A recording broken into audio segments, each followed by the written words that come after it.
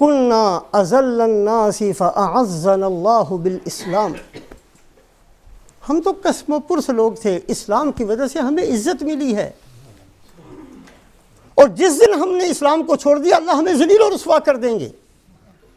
ہماری عزت اس لیے نہیں ہے کہ ہم پاکستان کے رہنے والے ہیں، مسلمان کی عزت اس لیے نہیں ہے کہ وہ مشرق کا، مغرب کا، شمال کا، جنوب کا رہنے والا ہے، وہ کالا ہے، وہ گورا ہے، وہ فلاں نسل فلاں قوم کا ہے، ان چیزوں کی وجہ سے نہیں ہے۔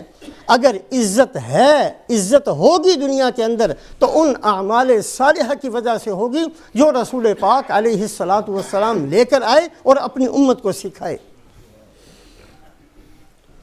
تو قرآن اور حدیث کے اندر اگر یہی سوال تلاش کیا جائے کہ آج مسلمان پریشان کیوں ہیں، مصیبت زدہ کیوں ہیں، قسم و پرس کیوں ہیں، دنیا کے نیچے کیوں لگے ہوئے ہیں، حالانکہ ہم سے گئی گزری قومیں جو اللہ کو نہیں مانتی، نبی کو نہیں مانتی، کوئی نیکی ان کے پاس نہیں ہے، وہ اتنے مزوں کے ساتھ ہیں۔ او بھائی، اللہ کا قانون الگ ہے، دنیا کے اندر اللہ کا قانون قدرت مسلمان کے لیے الگ ہے، غیر مسلم کے لیے الگ ہے۔ مسلمان اگر کوئی بھی نیکی کرے گا اس کی پہلے آخرت بنے گی، آخرت بن جائے گی تو اللہ دنیا بنائیں گے، ورنہ نہیں بنائیں گے دنیا۔ اور غیر مسلم کی، غیر ایمان والے کی پہلے دنیا بنتی ہے، اس کی ہر نیکی کا بدلہ دنیا میں چکا دیا جاتا ہے۔ حتی اذا افضا الی الاخرہ لم تکن لہ حسنہ، جب وہ اللہ کے سامنے پہنچتا ہے اس کے نامہ اعمال میں کوئی نیکی نہیں ہوتی۔ اللہ نے قانون قدرت جو الگ الگ بنایا، مسلم کے لیے الگ، غیر مسلم کے لیے الگ، ایمان والے کے لیے الگ، غیر ایمان والے کے لیے الگ، یہ کیوں بنایا؟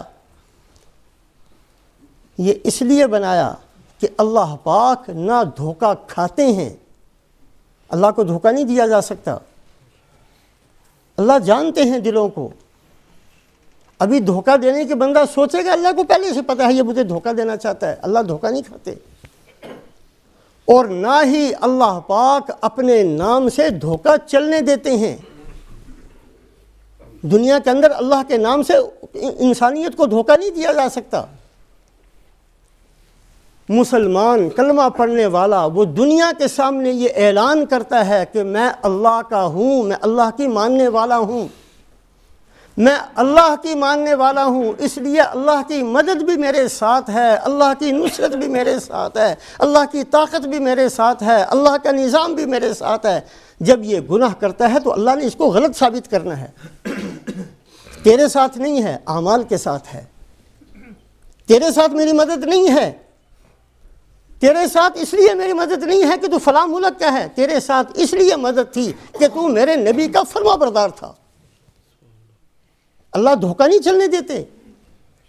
ہم دنیا کو یہ بتائیں کہ ہم اللہ کی ماننے والے ہیں اور کریں خدا کی نافرمانی، ہم دنیا کے سامنے یہ تاثر پیش کریں کہ ہم نبی کے خادم ہیں اور ساری زندگی ان کی نافرمانی کرتے چلے جائیں، اللہ یہ دھوکہ دنیا میں چلنے نہیں دیتے۔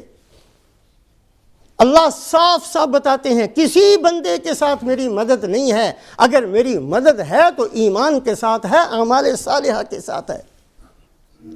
اللہ کبھی توفیق دے، آج ہی گھر جا کر سورہ توبہ کی آیت نمبر 25 پڑھیں۔ وَلَقَدْ نَصَرَكُمُ اللَّهُ فِي مَوَاطِنَ كَثِيرًا وَيَوْمَ حُنَيْنٍ إِذْ أَعْجَبَتْكُمْ كَثْرَتُكُمْ فَلَمْ تُغْنِ عَنْكُمْ شَيْئًا وَضَاقَتْ عَلَيْكُمُ الْأَرْضُ بِمَا رَحُبَتْ ثُمَّ وَلَّيْتُمْ مُدْبِرِينَ۔ اللہ فرماتے ہیں حنین میں کیا ہوا؟ حنین میں مسلمانوں کی تعداد 14,000، مقابلے میں دشمن صرف 4,000، صرف 4,000۔ کچھ جو نئے نئے مسلمان تھے ان کے زبان پر یہ بات آ گئی، بدر میں ہم صرف 313 تھے، احد میں ہم صرف 700 تھے، احزاب میں ہم صرف 3,000 تھے، خیبر میں ہم صرف 1400 تھے، ہمارے مقابلے میں لاکھوں کے حساب سے، ہزاروں کے حساب سے تھے۔ جب ہمیں فتح مل گئی تو آج کیوں نہیں ملے گی؟ حنین کے اندر 14,000 کا لشکر اور مقابلے میں 4,000 اللہ نے شکست دے دی۔ اور روایات کے اندر کہ ایسی بھگدڑ اور ایسے بھاگے ہیں مسلمان دائیں بائیں آگے پیچھے کہ رسول پاک علیہ الصلاۃ والسلام کے ساتھ 100 صحابہ بھی نہیں بچے، 14,000 میں سے 100 بھی آپ کے ساتھ نہیں بچے۔ آپ نے حضرت عباس رضی اللہ تعالیٰ عنہ کو، حضرت عباس چچا ہیں رسول پاک علیہ الصلاۃ والسلام کے، اللہ نے جسامت بھی بہت دی تھی، اتنا لمبا قد تھا کہ اس زمانے کے اندر اونٹ پر نیچے پاؤں رکھ کے دوسری طرف پاؤں رکھ کے بیٹھ جاتے تھے، چھلانگ نہیں مارنی پڑتی تھی، جیسے بندہ سائیکل پر بیٹھتا ہے ایسے اونٹ پر بیٹھ جاتے تھے، اتنا لمبا قد تھا حضرت عباس رضی اللہ تعالیٰ عنہ کا۔ آواز بہت بلند تھی، کئی میل تک ان کی آواز جاتی تھی۔ رسول پاک علیہ الصلاۃ والسلام نے حضرت عباس سے فرمایا کہ صحابہ کو میں یہاں ہوں، انا النبی لا کذب انا ابن عبد المطلب، انا النبی لا کذب انا ابن عبد المطلب۔ رسول پاک علیہ الصلاۃ والسلام نے خود فرمایا میں اللہ کا سچا نبی ہوں، میں یہاں ہوں، میں یہاں ہوں۔ پھر صحابہ اکٹھے ہو کر آ گئے، اللہ نے دوبارہ فتح دے دی۔